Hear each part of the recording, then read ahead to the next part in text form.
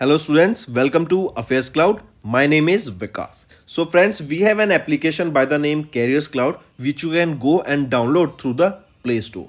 And once you have downloaded, you can log in with your Gmail ID. And why I am suggesting you this application, because this is the one-stop solution for all the current affairs. This is the best of the best application and the platform where you can enhance your learning through help. Here you will be provided with multiple courses. Here you will be provided with multiple options of quizzes, and even you will be provided current affairs on daily basis. PDFs and quizzes will be provided to you on daily basis, both in Hindi as well as English. Here you will be provided current affairs with weekly basis and monthly basis also. Here remember, once you have done watching our video, then you can log in through this application, take out the PDF, read that PDF and go through the quizzes. That will enhance your preparation. Same you have to do for weekly and same you have to do for the monthly also. In monthly you will be provided with the top 100 important questions PDF and video also, that will enhance your learning, and it will be a very beneficial and important video for the revision perspective. And not just this friends, apart from this we also provide you banking and economic questions. We provide you state current affairs such as of Uttarakhand, UP, Tripura, Telangana, and many more. Not just this, apart from this we also provide you topic wise current affairs, and the topics that we are providing you are really important. These topics are such as national affairs, international affairs, important days, sports, defense, science and technology, apps and web portals, obituary. These are the important topics that are being asked in various exams across India. So these are the topics that are must and should be covered and will be beneficial for the preparation of the students. Hello everyone. तो आज की video में 11 जनवरी के important current affairs discuss करेंगे। काफ़ी helpful session रहेगा, तो and तक बने रहिएगा। चलिए स्टार्ट करें। सबसे पहले हम बात कर रहे हैं IWDC। इन्होंने कमिट किया कितना amount for the development of river cruise tourism in India. IWDC क्या होता है? Inland waterways development council, right.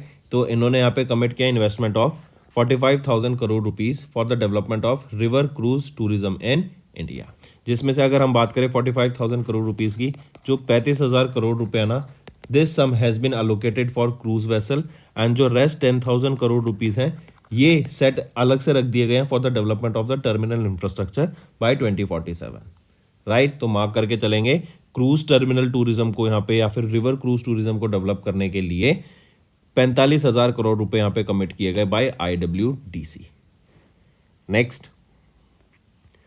Next आते हैं हमारे external affairs minister doctor S Jaishankar. इन्होंने विजिट किया नेपाल को 4 और 5 जनवरी 2024 में। इनको इनवाइट किया गया by foreign minister of Nepal Narayan Prakash ji, right. आप यहाँ पर देख सकते हैं।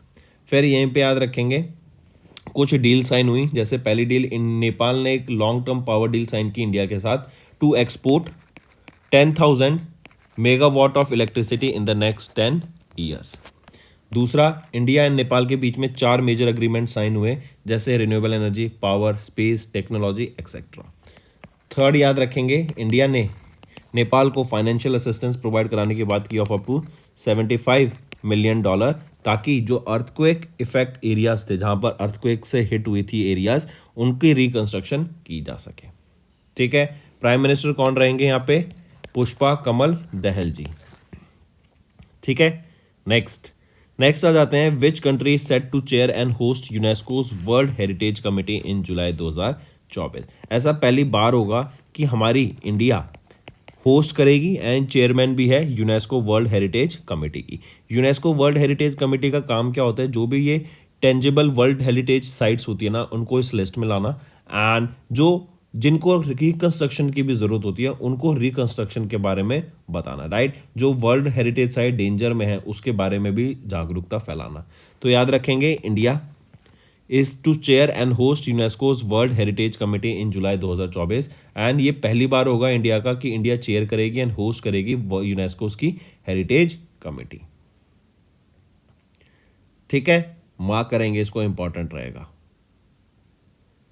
चलिए, यूनेस्को की अगर बात करें तो डायरेक्टर जनरल कौन रहेंगे? ऑड्रे ऑजले। हेडक्वार्टर कहाँ पे रहेगा इसका? पेरिस, फ्रांस में। ठीक है। नेक्स्ट, अभी एक चीज़ और, 45th edition of UNESCO world heritage committee कहाँ पर हुई थी? ये होस्ट की गई थी सऊदी अरेबिया के द्वारा इन रियाद। ठीक, नेक्स्ट नेक्स्ट आ जाते हैं इंडिया टू चेयर, हम देख ही चुके हैं, and host UNESCO's world heritage committee in July 2024। Next, किस बैंक ने अभी इंट्रोड्यूस कराया सम्मान RuPay credit card for the government employees? तो इंडसइंड बैंक के द्वारा यहाँ पे ये लॉन्च किया गया है सम्मान RuPay credit card, government employees के द्वारा लॉन्च किया गया है। ये कॉन्टैक्टलेस क्रेडिट कार्ड रहेगा जो डे टू डे जो ट्रांजैक्शन एक्सपीरियंस होते हैं ना उसको इंक्रीज करेगा। 1% का यहाँ पे ये कैशबैक प्रोवाइड करेगा ऑन रिटेल स्पेंड्स। एंड यहीं पर आप देखेंगे तो अगर आप रेलवे बुकिंग कराते हैं तो वहाँ पे भी 1% का यहाँ पर आपको कैशबैक देखने को मिलेगा। फिर 1% का यहाँ पर आपको फ्यूल सरचार्ज वेवर देखने को भी मिलेगा। अगर इंडसइंड बैंक की मैं बात करूं तो आप यहाँ देख सकते हैं इन्होंने एनपीसीआई के साथ टाई अप करके ये यूपीआई बेस्ड यूपीआई एनेबल्ड सम्मान रुपए क्रेडिट कार्ड लॉन्च किया। इंडसइंड बैंक की बात करें तो एमडी एंड सीईओ कौन रहेंगे? सुमंत कतपालिया। हेडक्वार्टर मुंबई महाराष्ट्र। 1994 में इसको इस्टेब्लिश किया गया और टैगलाइन रहेगी we make you feel richer. NPCI की बात करें तो एमडी एंड सीईओ कौन रहेंगे? Dilip Asbe. Headquarter Mumbai Maharashtra.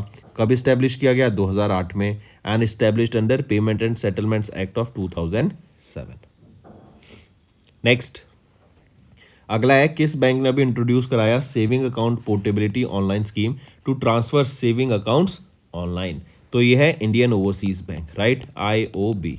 Indian Overseas bank ने यहाँ पे इंट्रोड्यूस कराया saving account portability online scheme, ताकि जो सेविंग अकाउंट्स है ना उसको online without any paper work यहाँ पे डायरेक्टली ट्रांसफर किया जा सके जब आप किसी काम की वजह से या एजुकेशन पर्पज से आप रीलोकेट कर रहे हैं, राइट।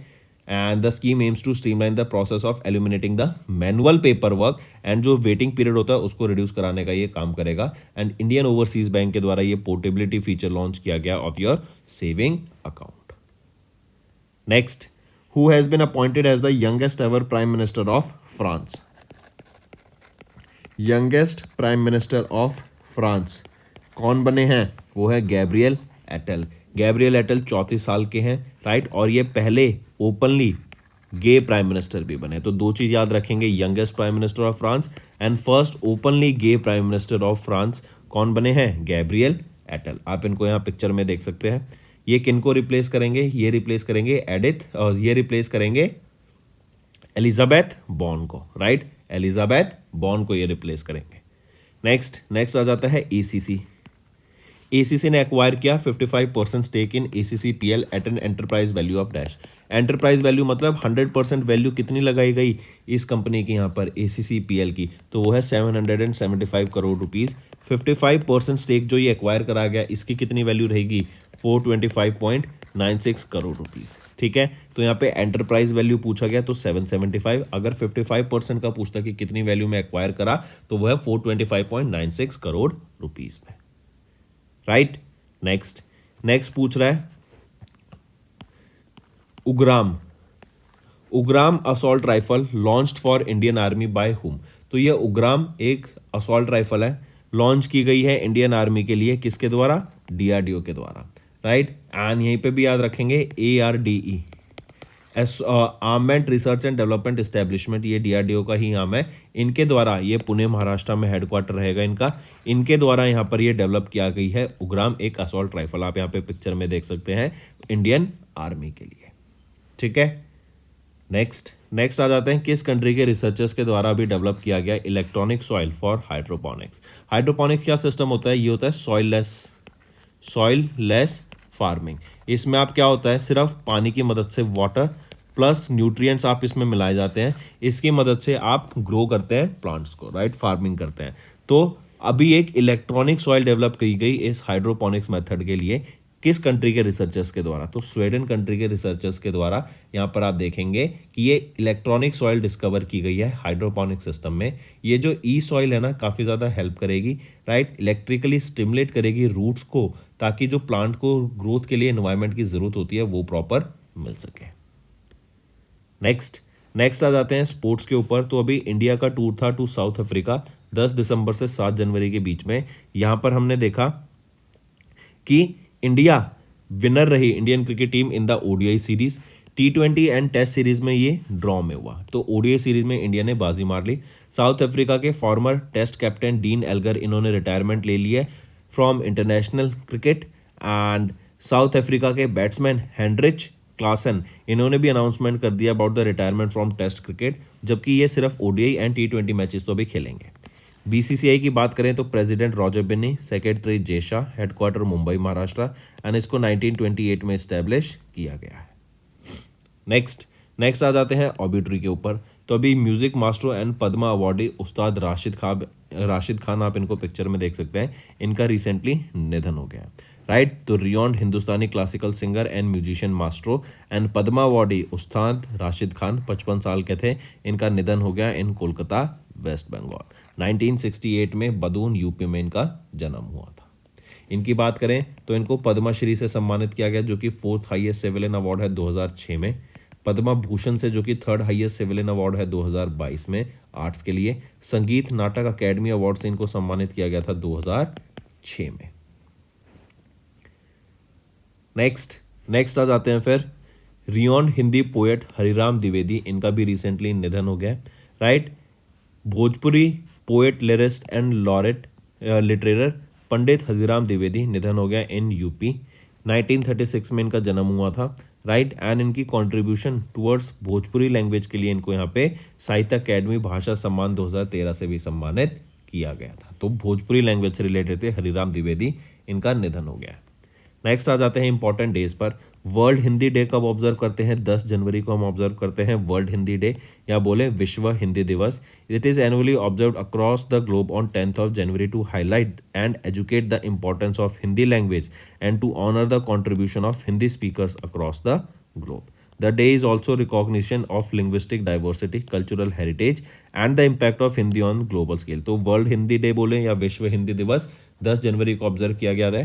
पहली बार कब ऑब्जर्व किया गया था? 10 जनवरी 2006 में इसको पहली बार ऑब्जर्व किया गया था। ठीक है, चलिए नेक्स्ट पे आते हैं। नेक्स्ट है स्टेट न्यूज़। तो अभी उड़ीसा गवर्नमेंट के द्वारा एक MOU साइन किया गया नेशनल डेयरी डेवलपमेंट बोर्ड के साथ, ताकि एक गुड मैन्युफैक्चरिंग प्रैक्टिस वाली फैसिलिटी सेटअप की जा सके, ताकि एंथ्रैक्स एंड ENT वैक्सीन्स को यहाँ पे डेवलप किया जा सके। 22 lakh anthrax vaccines and 14 lakh ENT vaccine यहाँ पे डेवलप किए जाएंगे in this new GMP facility. तो उड़ीसा गवर्नमेंट के डिपार्टमेंट ARD जो कि है एनिमल रिसोर्स डेवलपमेंट डिपार्टमेंट ने, जो कि गवर्नमेंट ऑफ ओडिशा का है, इन्होंने साइन किया नेशनल डेयरी डेवलपमेंट बोर्ड के साथ, ताकि एक GMP फैसिलिटी जहाँ पे anthrax vaccines and ENT vaccines को डेवलप किया जा सके। नेक्स्ट बात करते हैं फिर वेस्ट बंगाल की चीफ मिनिस्टर ममता बनर्जी के द्वारा, इनके द्वारा लॉन्च किया गया एक स्कीम जो कि है योग्यश्री। ये SC schedule caste students and schedule tribe students के लिए लॉन्च किया गया है इन वेस्ट बंगाल, ताकि इनको जो वेरियस एंट्रेंस एग्जाम्स है, कॉम्पिटिटिव एग्जाम्स हैं, उनके लिए प्रॉपर मॉड्यूल्स प्रोवाइड की जा सकें, फ्री ट्रेनिंग मॉड्यूल्स दिए जा सकें। And she has also introduced a toll free anti ragging number for the students and rolled out a student internship programme. Anti ragging number भी उनको प्रोवाइड कराया गया है। Right, and student internship programme के लिए भी अलग अलग फैसिलिटीज़ यहाँ पे प्रोवाइड की जाएंगी। योगा श्री स्कीम के अंडर जैसे हमने देखा मॉड्यूल्स प्रोवाइड कराए जाएंगे। राइट, इनको ट्रेनिंग दी जाएगी। तो 50 सेंटर्स यहाँ पे ओपन किए जाएंगे अक्रॉस द स्टेट, जहाँ पर schedule caste and schedule tribe students will be able to take training free of cost completely for the competitive exam. West Bengal की बात करें तो चीफ मिनिस्टर कौन रहेंगी? ममता बनर्जी। यहाँ पे गवर्नर कौन रहेंगे? CV Ananda Bose. National park है Singalila national park, Neora valley national park. तो दोस्तों ये थे हमारे आज के इंपॉर्टेंट करंट अफेयर्स। अब आ जाते हैं क्विक वन लाइनर रिवीजन पे। First meeting of IWDC committee, इन्होंने कमिट किया 45,000 करोड़ रुपए for the development of river cruise tourism, बिल्कुल सही। External affairs minister doctor S Jaishankar ने विजिट किया नेपाल को from 4th and 5th of January 2024 में, बिल्कुल सही। देन इंडिया ने चेयर किया एंड होस्ट यूनेस्को का world heritage committee in July 2024, बिल्कुल सही। एंड पहली बार ये इंडिया होस्ट करेगी एंड चेयर करेगी। देन इंडसइंड बैंक ने इंट्रोड्यूस किया Samman RuPay credit card for government employees. Then Indian Overseas bank ने इंट्रोड्यूस किया saving account portability online scheme to transfer saving accounts online. Then Gabriel Attal, इनको appoint किया गया as the youngest ever prime minister of France and ये replace करेंगे Elisabeth Borne को। ACC ने acquire किया remaining 55% stake in ACCPL at an enterprise value of 775 crore rupees. Then DRDO ने launch किया असॉल्ट राइफल उग्राम को for Indian army. Then Swedish researchers developed electronic soil for hydroponics. India का tour था South Africa में and India ने यहाँ पे ODI series जीत लिया, T20 एंड टेस्ट यहाँ पे ड्रॉ रहा. Then music master and Padma awardee Ustad Rashid Khan, इनका निधन हो गया. हिंदी पोएट हरिराम द्विवेदी, इनका रिसेंटली निधन हो गया. वर्ल्ड हिंदी डे 10 जनवरी को ऑब्जर्व किया जाता है. ओडिशा गवर्नमेंट ने साइन किया एक MOU with national dairy development board ताकि एक GMP फैसिलिटी सेटअप की जा सके जहाँ पे हम anthrax and ENT vaccines produce करें. देन वेस्ट बंगाल के चीफ मिनिस्टर ममता बनर्जी ने लॉन्च किया Yogyashree scheme for SC and ST students in West Bengal. तो दोस्तों ये थे हमारे आज के इंपॉर्टेंट करंट अफेयर्स. सेशन पसंद आया तो वीडियो को लाइक कर दें एंड कमेंट करके ज़रूर बताएं. इस सेशन में जो जो चीज़ अच्छी लगी मैं चाहता हूँ वो सभी बच्चे नीचे कमेंट करके ज़रूर बताएं एंड इससे मुझे मोटिवेशन मिलेगी ताकि आपके लिए मैं और बेटर कंटेंट डेली बेसिस पे ला सकूं. अब चलते हैं कुछ रिवीजन पार्ट पे जो कि आपकी लर्निंग में काफ़ी हेल्प करेगा. नेक्स्ट आ जाता है according to CBRE India's report which state contributed highest share of MSME in India. मतलब MSME में सबसे ज़्यादा कॉन्ट्रीब्यूशन इंडिया का किस स्टेट का रहता है वो डाटा यहाँ पे CBRE इंडिया के द्वारा रिलीज किया गया. तो कौन सी स्टेट रहेगी, वो है हमारी महाराष्ट्र. कितना परसेंट शेयर रहेगा महाराष्ट्र का, 17% शेयर रहता है. महाराष्ट्र फर्स्ट पोजीशन पे आ जाती है. सेकंड पोजीशन पे आ जाता है आपका तमिलनाडु विद 10% शेयर और थर्ड पोजीशन पे आ जाता है आपका UP with just 9% share of MSME to the contribution of India. Right, ये जो रिपोर्ट है CREDAI राइट, इसकी एक नेशनल समिट हुई थी, national new India summit new Delhi में हुई थी. सॉरी आई करेक्ट, कहाँ पर हुई थी, वाराणसी में हुई थी. वाराणसी यूपी में हुई थी और ये 5वां एडिशन था इस CREDAI समिट का जो कि वाराणसी यूपी में हुई 7 से लेकर 9 जनवरी के बीच में हुई. करेक्ट, और यहाँ पे CBRE इंडिया रिसर्च इस न्यू इंडिया समिट का पार्टनर था, नॉलेज पार्टनर. करेक्ट, और इन्हीं के द्वारा यहाँ पे ये डाटा रिलीज किया गया कि महाराष्ट्र का कंट्रीब्यूशन सबसे ज़्यादा देखने को मिलता है of MSME in India. Next is Coal India Limited. इन्होंने रिसेंटली एक मेमोरेंडम ऑफ अंडरस्टैंडिंग साइन किया किस ऑर्गेनाइजेशन के साथ, for establishing multi skill development institutes. तो कोल इंडिया लिमिटेड ने अभी NSDC National Skill Development Corporation के साथ यहाँ पे एक MOU साइन किया जो कि मल्टी स्किल डेवलपमेंट इंस्टीट्यूट्स को ओपन करेगा in various subsidiary companies of CIL ताकि वहाँ पे लोगों को स्किल्स प्रोवाइड कराई जा सके. DEA जो कि डिपार्टमेंट ऑफ इकोनॉमिक अफेयर्स है मिनिस्ट्री ऑफ फाइनेंस के अंडर, इन्होंने इंटरेस्ट रेट इंक्रीज कर दिया सुकन्या समृद्धि अकाउंट स्कीम का टू डैश फ्रॉम 8%. राइट, 8% था उसको बढ़ा के कितना कर दिया है 8.2% for the fourth quarter of physical year 24. Right, तो कितना हो गया है 8.2% हो गया, पहले 8% था. किसके लिए, सुकन्या समृद्धि अकाउंट स्कीम के लिए. नेक्स्ट, RBI ने रिवाइज किया PIDF स्कीम को, payment infrastructure development fund scheme को and extended the guideline until dash. तो इसकी गाइडलाइन कब से कब तक बढ़ा दी गई है, तो इसकी गाइडलाइन जो बढ़ा दी गई है अब टू डैश, कब तक बढ़ा दी गई है बताइए ज़रा. एक्सटेंड कर दी गई है 31 दिसंबर 2024 तक, 2025 तक. लेट मी करेक्ट यार, 31 दिसंबर 2025 तक इसकी एक्सटेंड कर दी गई है. करेक्ट, इसके अंदर जो भी आपके ये डिवाइसेस होते हैं, आप कहीं दुकान पे जाते हैं तो आप देखते हैं वहाँ पे पेमेंट्स डिवाइसेस होते हैं, साउंड बॉक्स डिवाइसेस होते हैं. राइट, आप उसके अंदर आप सब्सिडी ले सकते हैं एंड वो बहुत इंपॉर्टेंट रहते हैं क्योंकि इससे इंफ्रास्ट्रक्चर बन जाता है. आप यहाँ पे पेमेंट करते हैं तो ये किस काम आते हैं कि आपकी पेमेंट की जो कंफर्मेशन है ना वो बोल के आप अपने सेलर को, जो दुकानदार है उनको बता सके क्योंकि बार बार उन्हें चेक नहीं करना पड़ेगा. राइट, ये ईजी हो जाता है. तो इसके अंदर आप यहाँ पे सब्सिडीज क्लेम कर सकते हैं for these devices. Next, in December dash became the first Indian company to chemically recycle plastic waste. तो इसको सिंप्लीफाई करके देखें तो समझोगे कि अभी प्लास्टिक को रिसाइकल करने के लिए केमिकल का यूज करने वाली वो पहली कंपनी कौन सी बन गई इंडिया में जो कि उसको कन्वर्ट कर देगी ISCC सर्टिफाइड पॉलीमर्स में.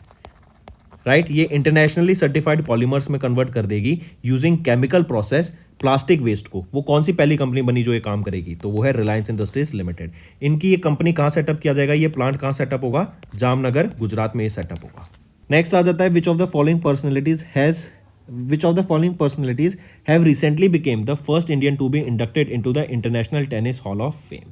तो वो कौन है, वो है लिएंडर पेस एंड विजय अमृतराज. ये दोनों वो इंडिविजुअल्स हैं, ये दोनों वो टेनिस प्लेयर हैं जिनको, और ये वो पहले इंडियंस बने जिनको इंडक्ट किया गया to the international tennis hall of fame. And ये वो पहले एशियंस भी बने जिनको अपनी रिस्पेक्टिव कैटेगरी में ऐड किया गया to the international tennis hall of fame. And ये वो इंडिया 28th नेशन बन गया है जिसको रिप्रेजेंटेशन मिली in the hall of fame. Next है किस ऑर्गेनाइजेशन ने अभी लॉन्च किया ओसाइरिस एपेक्स, जो कि है origin spectral interpretation resource identification and security Apophis explorer. ये मिशन लॉन्च किया नासा के द्वारा लॉन्च किया गया ताकि एक एस्ट्रॉयड फ्लाई बाय करेगा 2029 में बाय अर्थ, उसको स्टडी करने के लिए। और उस एस्ट्रॉयड का नाम क्या रहेगा? अपोफिस। अपोफिस उस एस्ट्रॉयड का नाम रखा गया। तो नासा के द्वारा ये मिशन प्लान किया गया है, राइट। और 2029 में फ्लाई बाय होगा इस एस्ट्रॉयड का अपोफिस, इसको स्टडी करने के लिए। Next, French politician dash who served as the president of European Commission, इनका भी निधन हो गया। 1985 से 1995 तक यहाँ पे यूरोपियन कमीशन के ये प्रेसिडेंट थे। क्या नाम रहेगा? Jacques डिलॉर्स, right. मार्क करके चलेंगे। 98 की एज में इनका निधन हो गया। ये पेरिस, फ्रांस से बिलोंग करते हैं। Next, Jal Jeevan Mission aims to provide safe and adequate drinking water through individual household tap connections to all household rural India by कब तक? तो जल जीवन मिशन के अंडर इनका एम है कि 2024 तक हम हर घर में, हर हाउस होल्ड में टैप कनेक्शंस प्रोवाइड करा सकें। और अभी तक 70% से, या फिर हम बोले एग्जैक्ट टू भी 72% रूरल हाउस होल्ड्स में टैप वाटर कनेक्शन प्रोवाइड कराया जा चुका है। Next, which airport will get India's first inter state multi modal transport hub? तो किस एयरपोर्ट को मिलेगा इंडिया का पहला inter state multi modal transport hub? वो है IGAI, Indira Gandhi international airport, new Delhi में। यहाँ पर आप देखेंगे मेट्रो से कनेक्टिविटी होगी, RRTS से कनेक्टिविटी होगी, राइट। बस टर्मिनल से यहाँ पे कनेक्टिविटी रहेगी। तो बहुत अच्छी यहाँ पे कनेक्टिविटी डेवलप होने वाली है। नेक्स्ट, किस IIT ने अभी रिलायंस जियो के साथ टाइप किया ताकि भारत GPT, जो कि एक जनरेटिव प्री ट्रेन ट्रांसफॉर्मर है, एक AI प्रोग्राम है, इसको यहाँ पे लॉन्च करने की बात की गई IIT बॉम्बे के साथ, राइट। तो जियो ने टाइप किया IIT बॉम्बे के साथ। फिर यहीं पे एक चीज़ और याद रखेंगे, IIT गुवाहाटी, इन्होंने भी टाइप किया है असम गवर्नमेंट के साथ, ताकि असम गवर्नमेंट का एक प्रोजेक्ट है उस पर वर्क कर सके, ताकि स्टेम सब्जेक्ट्स को प्रमोट किया जा सके among the youth of Assam. जो असम का यूथ है उनको यहाँ पे स्टेम प्रोजेक्ट्स में लाने के लिए, स्टेम सब्जेक्ट्स को प्रमोट करने के लिए लॉन्च किया गया। और ये जो टाइप है ये एक स्कीम के अंडर हुआ है जिसका नाम रहेगा आरोहन स्कीम। BCCI इन्होंने अनाउंस किया retirement of the former Indian cricketer MS Dhoni's iconic Jersey number dash. तो सबसे पहले तो याद रखेंगे, इससे पहले सचिन तेंदुलकर की जर्सी नंबर 10 को भी रिटायर किया गया था, एंड अब MS धोनी की जर्सी नंबर 7 को भी यहाँ रिटायर कर दिया गया है। ये रिटायर करने का मतलब है कि अब कोई भी आगे further individual in Jersey numbers को यूज नहीं कर पाएगा। ये इन लोगों के लिए यहाँ पे रिजर्व हो गई, इनको ऑनर करने के लिए। MS धोनी की बात करें तो पद्मश्री से इनको 2009 में सम्मानित किया गया था, पद्मा भूषण से इनको 2018 में सम्मानित किया गया था। और ये सेकंड क्रिकेटर बने जिनको मेजर ध्यानचंद खेल रत्न अवार्ड से सम्मानित किया गया इन 2007, एंड सचिन तेंदुलकर को 1997 में करा गया था। चाइना एंड डैश कंट्री इन्होंने मिलकर अभी 2 कॉपरेशन डॉक्यूमेंट साइन किए on space exploration and to boost the space exploration, space development and construction of space infrastructure. तो बेसिकली मोटा देखा जाए तो चाइना एंड इजिप्ट के बीच में ये एग्रीमेंट साइन हुआ ताकि स्पेस एक्सप्लोरेशन से रिलेटेड हम काम करें, चाहे उससे रिलेटेड स्पेसक्राफ्ट बनाना हो, इंफ्रास्ट्रक्चर डेवलप करना हो या कुछ भी। तो इजिप्ट एंड चाइना के बीच में, चाइना की होती है CNSA एंड इजिप्ट की होती है EGSA, इनके बीच में ये एग्रीमेंट साइन हुआ।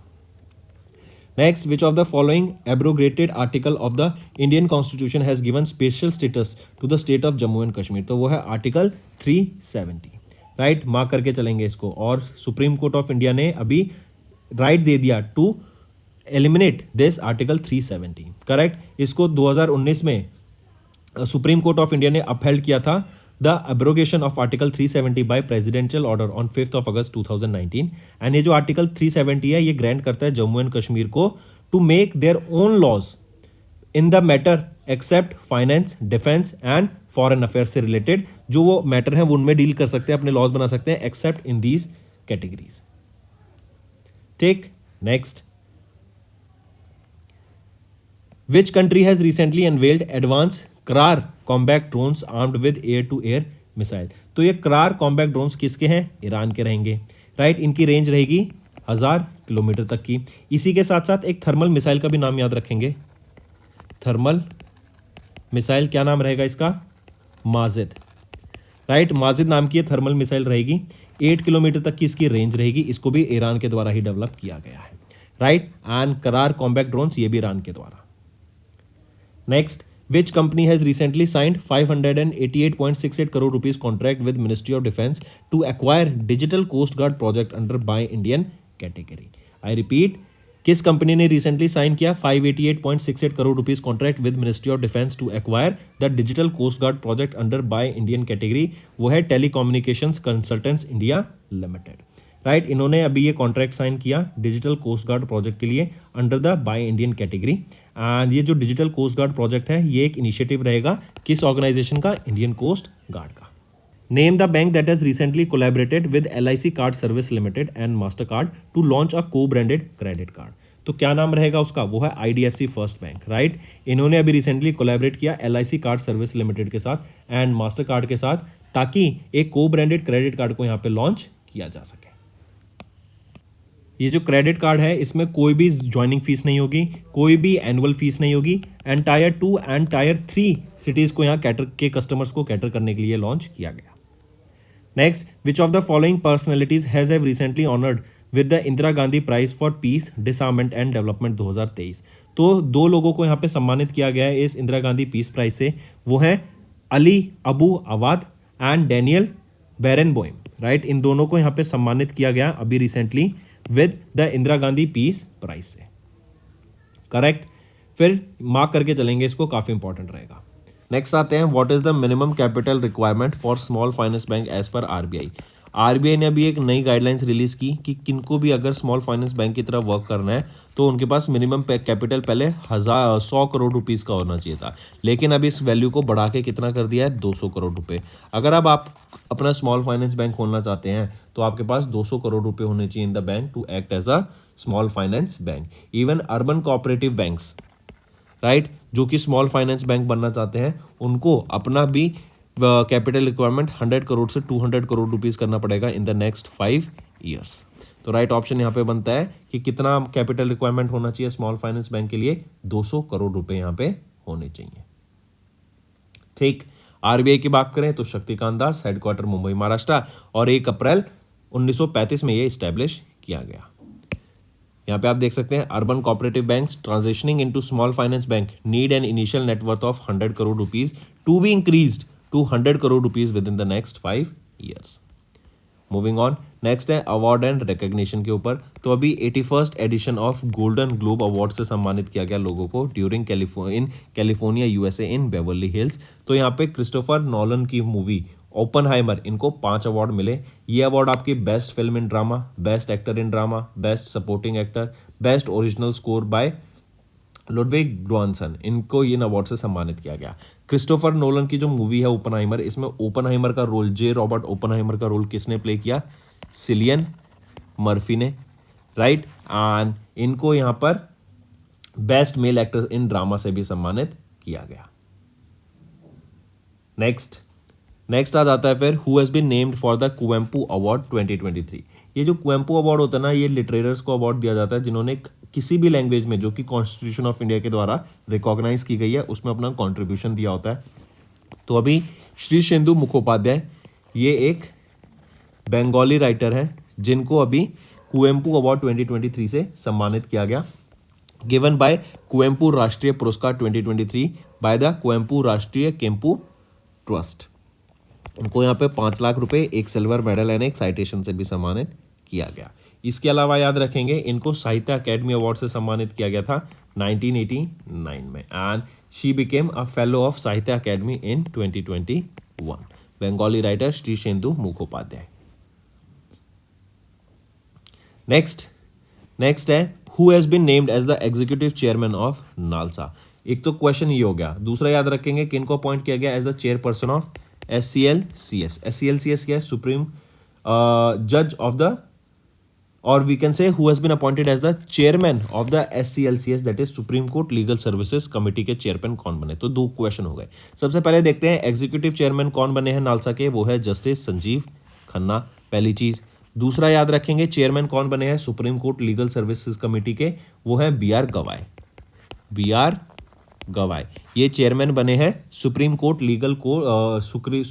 लीगल सर्विस कमेटी के, ठीक है। आप यहाँ पे देख सकते हैं जस्टिस BR गवाई ये अपॉइंट किए गए as the chairman of the Supreme Court Legal Service Committee SCLSC के, एंड संजीव खन्ना को ये सक्सीड करेंगे। और संजीव खन्ना क्या बन गए यहाँ पे? ये एग्जीक्यूटिव चेयरमैन अपॉइंट किए गए हैं नालसा के, ठीक है। मार्क करके चलेंगे।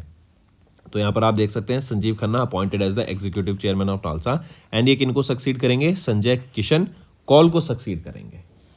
नेक्स्ट आ जाते हैं, एसी ने अपॉइंट किया whom as secretary to the railway board in IRMS।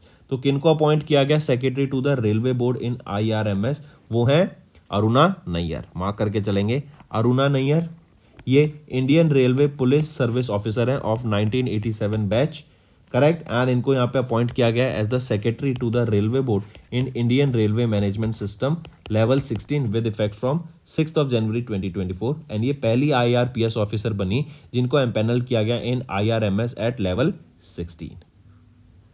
ठीक, अरुणा नैयर।